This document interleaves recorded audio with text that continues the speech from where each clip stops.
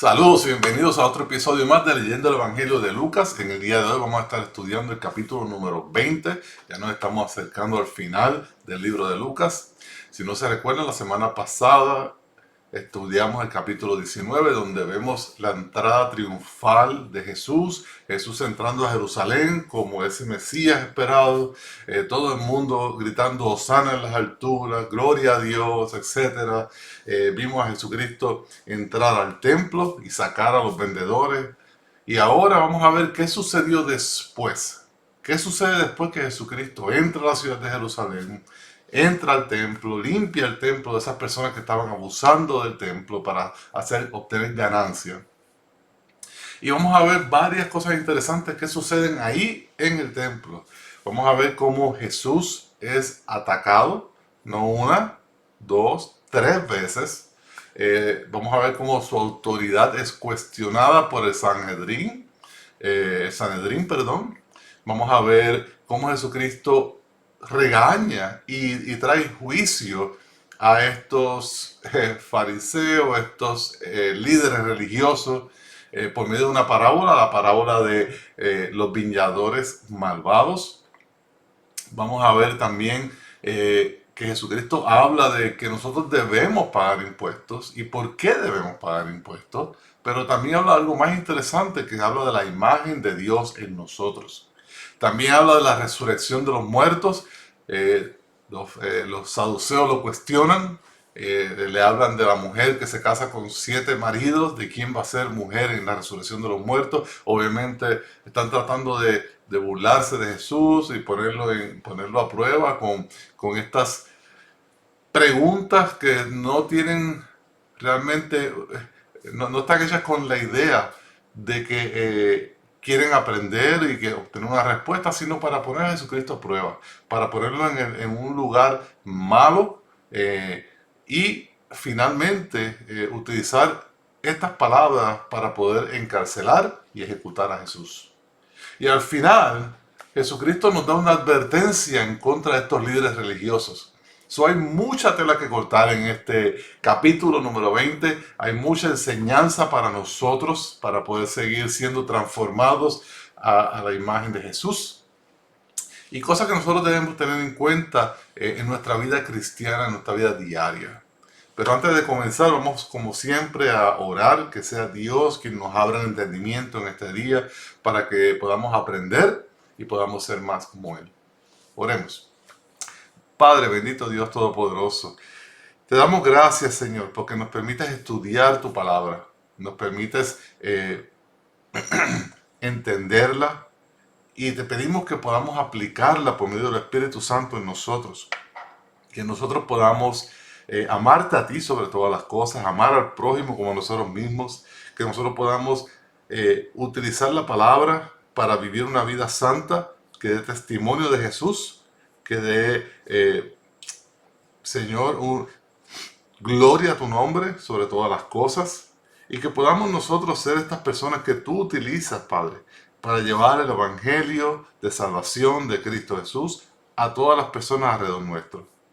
Señor, ábrenos el entendimiento en este día, obra para que nosotros podamos entender tu palabra y podamos ser transformados por la palabra. Y todo esto te lo pedimos en el nombre poderoso de Cristo Jesús, que está a la diestra tuya, intercediendo por nosotros como nuestro Señor, Salvador y sumo sacerdote. Amén. Bueno, vamos ahora a ver cómo comenzamos este capítulo, donde el primer tópico que vamos a ver es Jesús es atacado. Lamentablemente es atacado 3 veces por los líderes religiosos. Y el primer ataque es cómo estos líderes religiosos cuestionan la autoridad de Jesús. Cuestionan la autoridad de Jesús. Vamos a hablar un poquito más de eso luego, pero vamos a comenzar a leer y explicamos. Dice, aconteció que en uno de los días, cuando Jesús enseñaba a la gente en el templo y anunciaba el evangelio, se enfrentaron a él los principales sacerdotes y los escribas con los ancianos. Vamos a parar aquí. Número 1, ¿qué hacía Jesús? Jesús nos da el ejemplo que tenemos que ir a donde quiera que vayamos, pero ¿verdad? En este caso las personas se reunían en el templo, y él iba al templo no solamente a adorar a Dios, a hacer lo que había que hacer en el templo, sino a proclamar la palabra de salvación a las personas. Esa es una enseñanza clave para nosotros que nos llamamos discípulos de Jesús, que nos llamamos cristianos. Nuestro llamado principal es ¿cuál? La gran comisión que Jesucristo nos dio al final de sus días aquí en la tierra. Lo vemos en Mateo 28.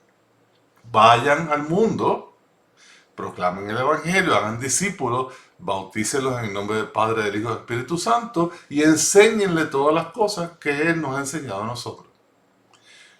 Nuestro llamado principal es hacer discípulos proclamando el Evangelio y enseñándoles. ¿Qué está haciendo Jesús? Exactamente eso. Jesús está proclamando el Evangelio, haciendo discípulos. Jesús es un Señor bueno, maravilloso, quien nos enseña no solamente con palabras, sino con ejemplos. Y Él está anunciando las buenas nuevas del Evangelio, las buenas nuevas de salvación, que el reino de los cielos se acerca y ya ha llegado. Y es Él que vino a traernos paz para con Dios, perdón de nuestros pecados y vida eterna en Cristo Jesús. Porque no hay otro camino, no hay otra verdad. Solamente Jesús es el camino a Dios, al Padre. Solamente Jesús es la verdad. Y solamente en Jesús hay vida. Esta idea falsa de que a Dios se puede llegar por diferentes caminos y te enseñan una imagen bien bonita de una montaña donde Dios está arriba de la montaña, hay diferentes caminos, pero todos llegan a la punta, a la cima de la montaña. Eso es un invento de Satanás para engañar a las personas, para hacerles creer que ese camino por el cual están llegando les va a llevar a Dios. Pero Dios mismo nos enseña que eso es falso. Solamente hay un camino, una verdad y vida en Jesús. Por eso es tan importante que nosotros proclamemos el Evangelio, que le dejemos saber la verdad de salvación en Cristo Jesús a toda persona.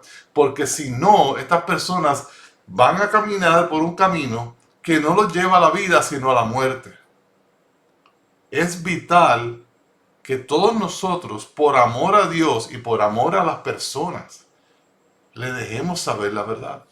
La verdad es que Jesús, el Hijo de Dios, tomó carne, se encarnó en la Virgen María, nació, vivió una vida perfecta, sin pecado, sin desobediencia.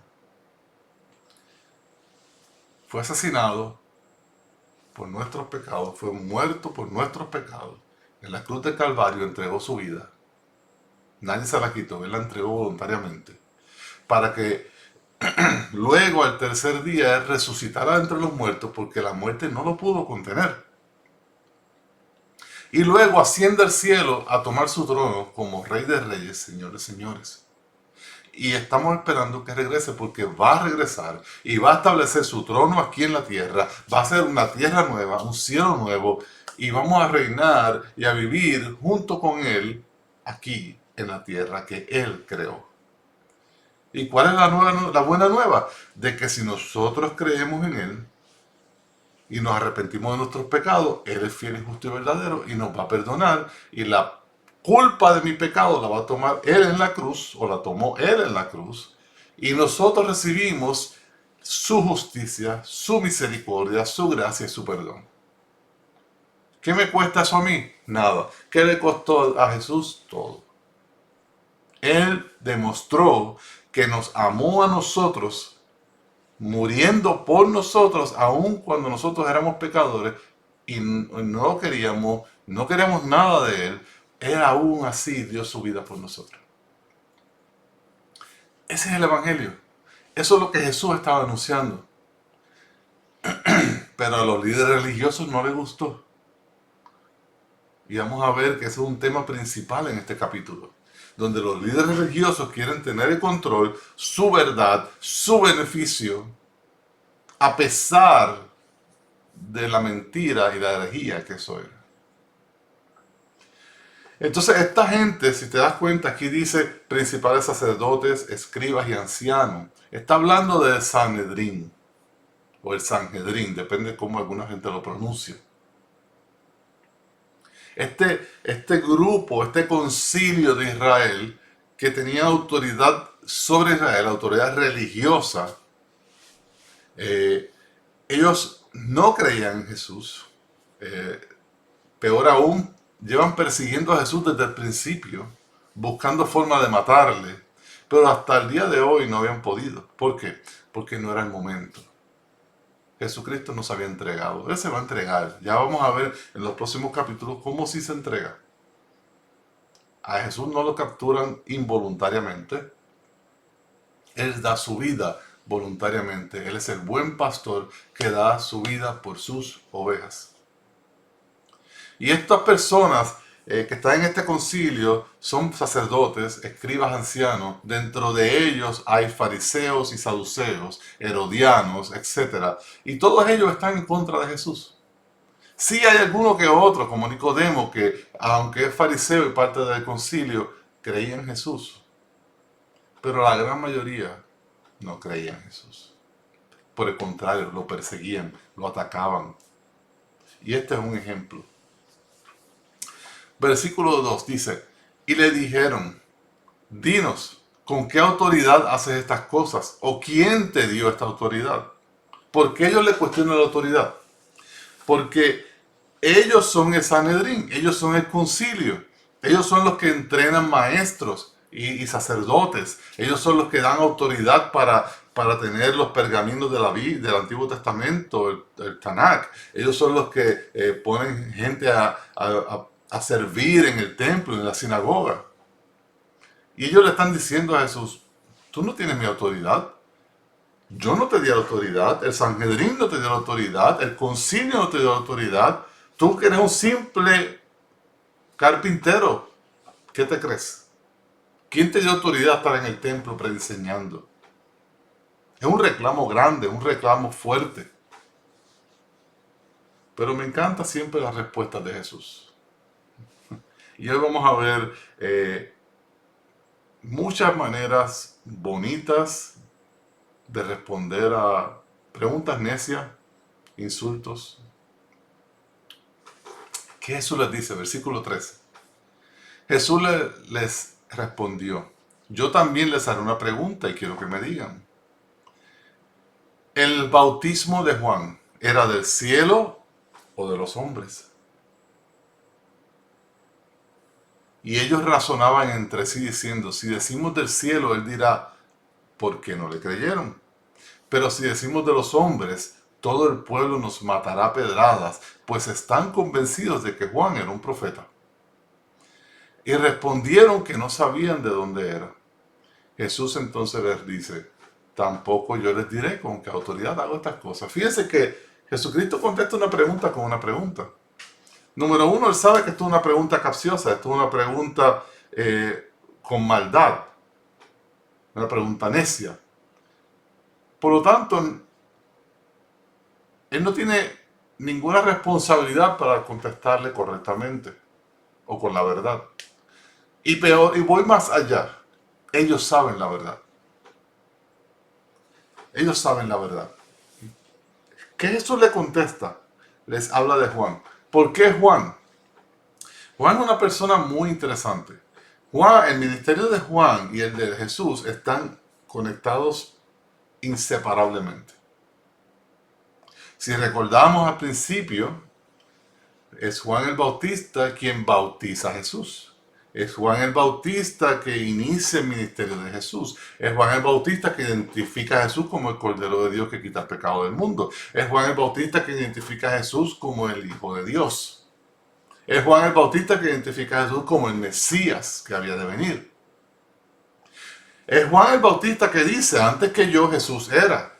Es Juan el Bautista que dice, yo no soy digno de ser esclavo de Jesús.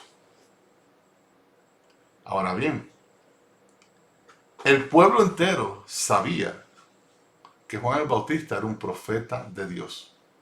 Era innegable, todo el mundo lo confirmaba. Hasta el día de la muerte de Juan el Bautista, eso fue así. Y aún después de su muerte, todavía sigue siendo así. Su identidad como profeta de Dios era innegable. Ahora bien, Este grupo de líderes religiosos no lo creían así. Por eso terminó siendo muerto por los líderes de Israel. ¿Y qué sucede? Si estos líderes decían, sí, reconocemos que Juan el Bautista era un profeta de Dios, entonces Jesús les va a decir, ¿por qué no le creyeron? ¿A quién? A Juan. ¿Qué dijo Juan? Que Jesús es el Mesías. Ellos, como líderes religiosos, deberían estar estando gozosos y bautizándose en el bautismo de arrepentimiento y creyendo en Jesús, porque si Juan el Bautista es de Dios, eso es lo que es correcto. Y ellos estarían en desobediencia como líder religioso.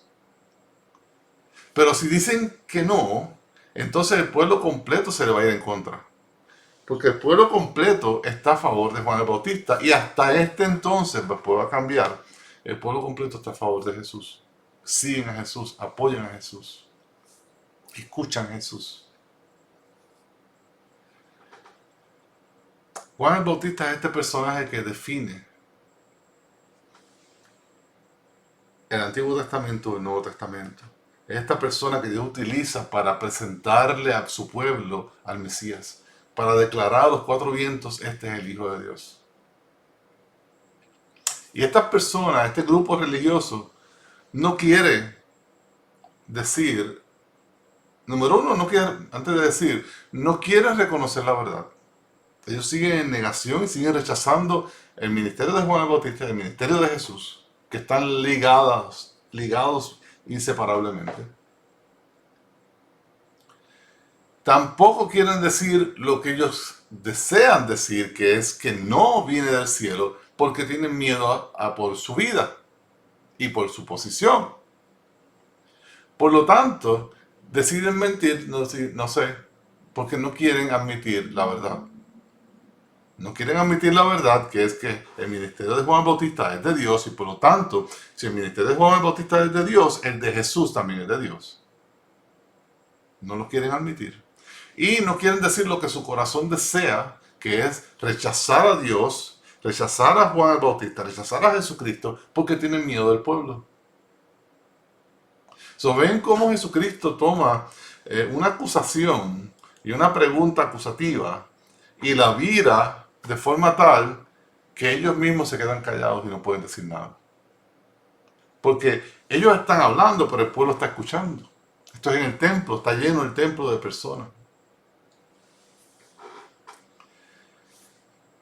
¿Y qué hace Jesús? Luego de esta tremenda pregunta y tremenda respuesta. Les hace una parábola. Y vamos a ver que esta parábola de los viñadores malvados, y hay diferentes títulos que la gente le pone, está hablando del pueblo de Israel, específicamente de los líderes de Israel. Y recordemos que la parábola es un instrumento de enseñanza en donde el maestro toma un tema bien conocido, un tema sencillo, fácil de entender, para mostrar una realidad superior y más complicada. Y esto es lo que vamos a leer ahora. Versículo 9. Entonces comenzó a contar al pueblo de esta parábola. Un hombre plantó una viña y la arrendó a labradores. Y se fue de viaje por mucho tiempo. Al tiempo de la vendimia, esa palabra la aprendí en la Biblia, al tiempo de la cosecha, es lo que significa. Envió un siervo a los labradores para que le dieran parte del fruto de la viña, pero los labradores, después de golpearlo, lo enviaron con las manos vacías. Volvió a enviar a otro siervo, y ellos también a este, después de golpearlo y ultrajarlo, lo enviaron con las manos vacías. Después envió un tercero, y a este también lo hirieron y echaron fuera. Entonces el dueño de la viña dijo, ¿qué haré? Enviaré a mi hijo amado, quizás a él lo respetarán. Pero cuando los labradores lo vieron, razonaron entre sí diciendo, este es el heredero, vamos a matarlo para que la heredad sea nuestra. Y arrojándolo fuera de la viña, lo mataron. Por tanto, ¿qué les hará el dueño de la viña? Este es el cuento, la historia que le hace Jesús. Y este hombre que plantó una viña se refiere a Dios. Y la viña es Israel, el pueblo. el reino, ¿no? Y dice que le arrendó a estos labradores. O sea, es un negocio, ¿no? En el sentido de que yo te rento este negocio y cada cierto tiempo yo vengo a buscar mi parte. En términos espirituales, obviamente no estamos hablando de dinero. Dios está diciendo, yo puse ahí a Israel, los puse a ustedes para que trabajen en este pueblo y me den fruto. Recordamos esa palabra en la Biblia, bien común, esa frase. Nosotros debemos dar fruto y dar fruto bueno. Pero cuando el viñado, el dueño de la viña, que es Dios, envía a sus siervos, que son los profetas, como Isaías, como Daniel, como Malaquías, como Juan el Bautista, se supone que estas personas vayan y buscaran lo que le pertenecía a Dios. Pero estas personas representan a Dios y estos líderes, ¿verdad? Estos líderes rechazan a Dios y rechazan a su mensajero. Y lo echan fuera y no le dan el fruto que merece. Estos líderes son ¿quién? El rey y Sanhedrín, ¿verdad? De Israel. Como no pueden hacerle nada a Dios, ¿a quién le hacen algo? A sus representantes, que son los profetas, en este caso los siervos. Y no solamente envían uno, sino envían muchos. ¿Cuántos profetas envió a Israel? Muchísimos. ¿Cuántos profetas Israel persiguió y mató? Muchísimos. Lo acabamos de ver con Juan el Bautista. No me gusta lo que me estás diciendo de Dios, yo no quiero cambiar, mátalo. Y esa fue la actitud de Israel hacia los profetas por mucho tiempo. Obviamente hay sus excepciones. Y luego el viñador, el dueño de la viña, decide enviar a su hijo. Su hijo obviamente representa a Jesús. ¿Cómo lo sabemos? Mire cómo dice, mi hijo amado. Esas palabras de Lucas son clave. ¿Dónde dice eso? Cuando Jesús y el Padre están en la misma escena, cuando Jesucristo es bautizado, el Padre que dice, ahí está mi hijo amado. Cuando Jesucristo es transfigurado, ahí está mi hijo amado. Jesús es el hijo amado, el que Dios envía. ¿Y qué está haciendo Jesucristo con esta parábola? No solamente está trayendo juicio sobre Israel, no solamente está declarando las maldades que Israel ha hecho y va a hacer, sino que está diciendo otra vez qué va a pasar con la vida de él. Los sacarán afuera y lo matarán. Y así efectivamente sucedió. Jesucristo los sacan de la ciudad, los sacan de Jerusalén y mueren en las afueras de la ciudad. Y esta es una historia resumida del pueblo de Israel. Se supone que Israel trajera gloria a Dios, trajera fruto proclamando a Dios, haciendo discípulos, prosélitos, en todas partes. Y honrando a Dios con frutos, con buenas obras, con amor a Dios y amor al prójimo. Pero no fue lo que sucedió. Y eso lo vemos no solamente ahora, lo vemos, si leemos el Antiguo Testamento, lo vamos a ver una y otra y otra y otra vez, al punto en que muchas veces Dios ha tenido que ejercer castigo e ira sobre ese pueblo para que se den cuenta y se arrepientan. Y vuelven y se arrepienten y vuelven a lo mismo. Y esto es lo que está sucediendo, esto es lo que está señalando Jesús con esta parábola. Y la pregunta que él le hace a estos fariseos, a estos líderes religiosos, a estos escribas, a estos ancianos, ¿qué les hará el dueño de la viña? Y es bien interesante porque la respuesta es dura. Dice, vendrá y destruirá a estos labradores y dará la viña a otros. Y cuando ellos oyeron esto, dijeron, nunca suceda tal cosa. Voy a parar aquí un momento antes de seguir con la otra parte. ¿Qué Jesucristo está diciendo? Ustedes rechazaron al Hijo de Dios, ustedes me rechazaron a mí, diría Jesús. Yo soy el hijo del dueño de la viña. Ya mataron a los sirvientes, el último de ellos fue Juan el Bautista. Y ahora me van a matar a mí. Rechazando al dueño, no solamente al hijo y a los siervos, sino al dueño de la viña. Rechazando a Dios mismo. Porque el que rechaza a Jesucristo, rechaza a Dios. El que nos rechaza a nosotros, como mensajeros de Dios, ¿a quién está rechazando? No es a mí, no es a ti, es a Dios mismo. Porque yo no llevo mi mensaje, yo llevo el mensaje de Dios, el Evangelio de Cristo Jesús. Yo no estoy llevando mi opinión, mi punto de vista, mi idea. Yo llevo lo que dice la Biblia, lo que dice la palabra de Dios y trato de explicarlo. Pero no es mi opinión, no es mi voluntad, no es mi palabra, es la opinión de Dios, la verdad de Dios, la palabra de Dios, la voluntad de Dios. Y yo simplemente soy un mensajero. Eso es lo que se hace, de eso se trata. Toda persona que rechaza todo esto no está rechazando a la persona, está rechazando a Dios mismo. Entonces, ¿qué sucede con este pueblo? En el versículo 16, Jesucristo nos dice qué le va a suceder a Israel. La ira de Dios sobrecaerá sobre Israel, y esto se cumplió en la guerra de Roma contra Israel alrededor del año 70, donde no solamente destruyen el templo de Dios, sino destruyen a Israel completo. Los mataron, le hicieron barbaridades, los vendieron como esclavos.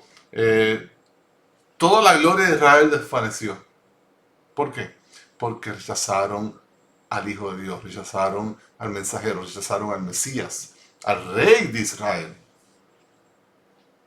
Y la ira de Dios cae sobre este pueblo porque este pueblo estaba en contra de Dios, no a favor de Dios.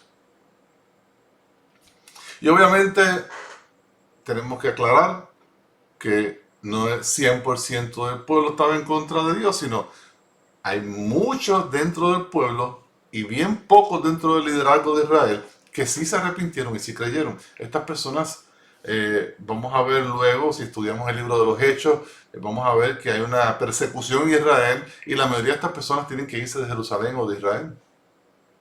Por lo tanto, Dios salva a ese pueblo con persecución para que cuando venga el juicio del año 70 ellos no estén aquí.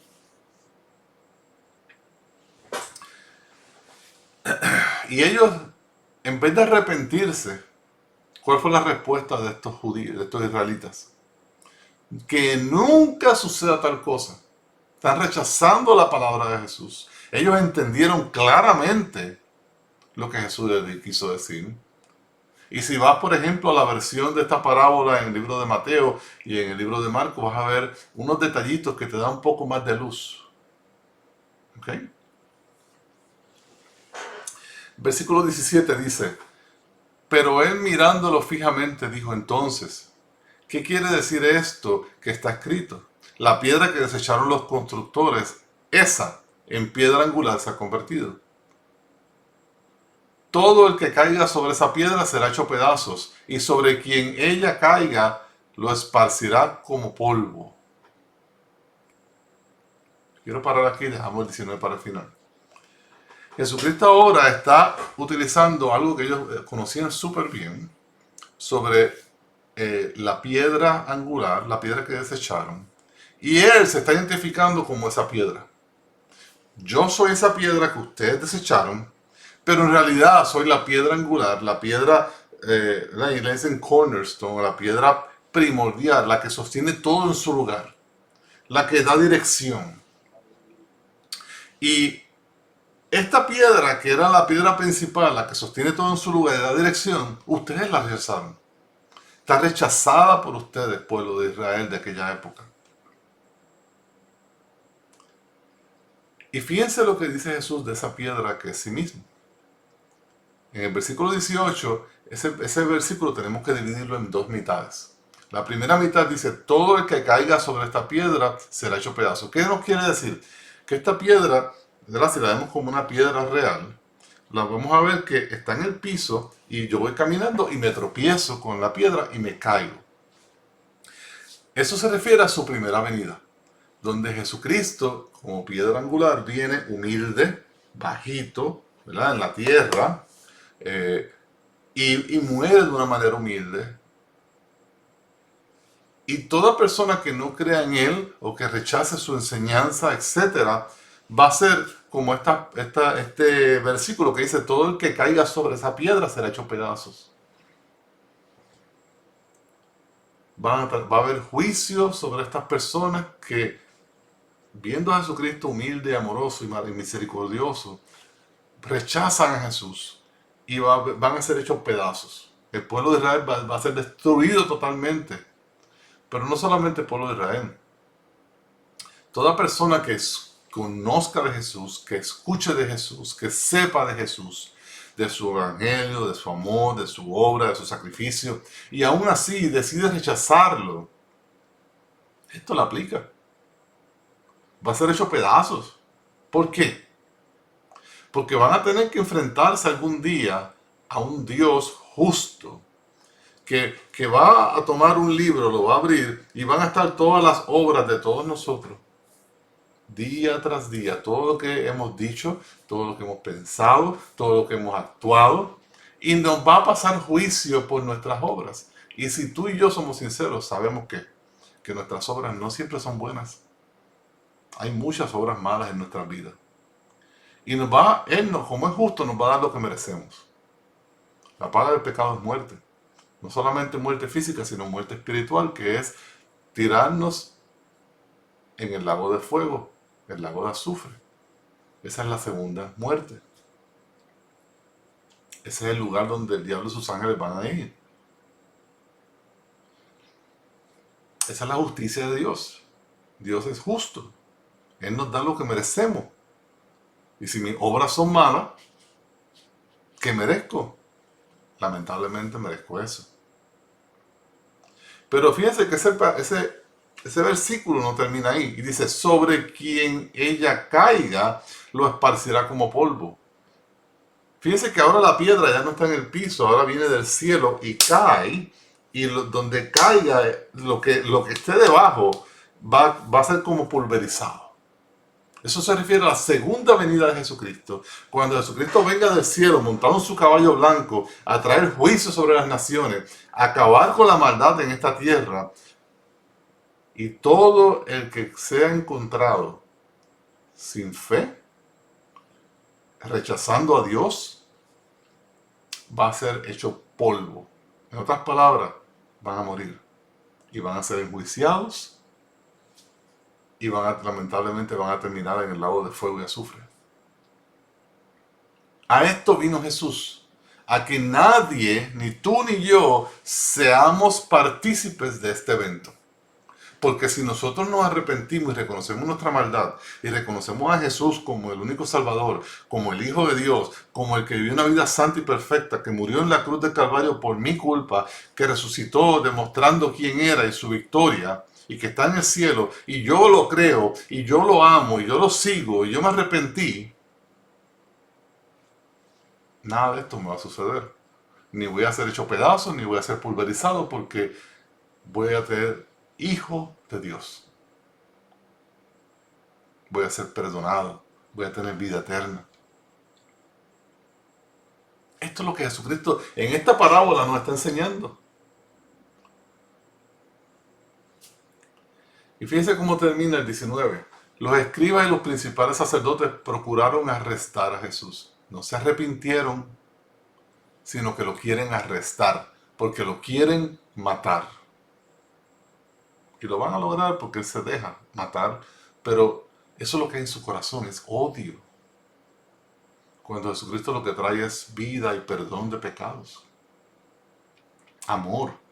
No fue Jesucristo el que lloró por Jerusalén y por estos individuos cuando estaba entrando, lo vimos en el capítulo pasado.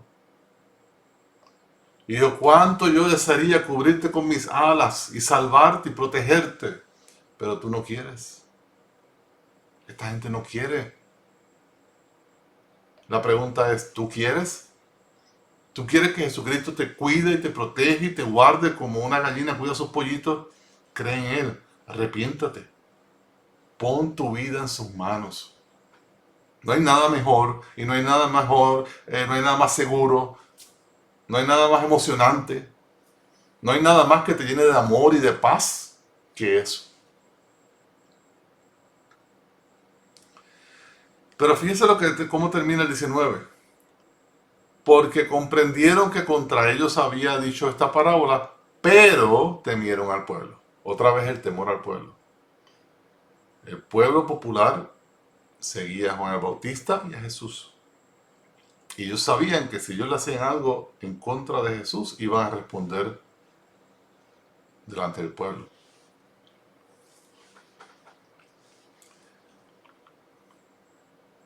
Bueno, hasta aquí terminamos en el día de hoy. Este capítulo es un poco largo y queremos dividirlo en dos secciones para poder cubrirlo un poquito mejor, sin ir a la prisa. En el día de hoy cubrimos a Jesucristo en el templo, en los ataques del Sanhedrín y cómo él respondió, con la enseñanza que nos hizo Jesucristo de la parábola para podernos revelar la verdad de Israel, lo que le iba a pasar y ya le pasó, y nos quedamos en que falta la segunda venida de Jesucristo que tanto estamos esperando. Con eso terminamos en el día de hoy. Te pedimos que compartas este video para que otras personas también conozcan de Jesús y puedan ellos ser salvos, arrepentirse de sus pecados, recibir vida eterna en Cristo Jesús, que puedan entender la palabra, que puedan ser transformados por la palabra, que sea Dios haciendo la obra en ellos. Pero necesitamos que compartas los videos, que le des like, que te suscribas al canal para que el algoritmo comparta estos videos con muchas personas en Latinoamérica, en Estados Unidos y en España, para que personas puedan venir a salvación en Cristo Jesús. Esto es para la gloria de Dios y únicamente para su gloria. Nosotros simplemente somos instrumentos de esa obra para que Él pueda ser glorificado y exaltado por lo que hizo por ti y por mí. Nos vemos la semana que viene, que vamos a terminar la segunda mitad de este capítulo. Pero hasta tanto, que el Señor te bendiga. Hasta luego.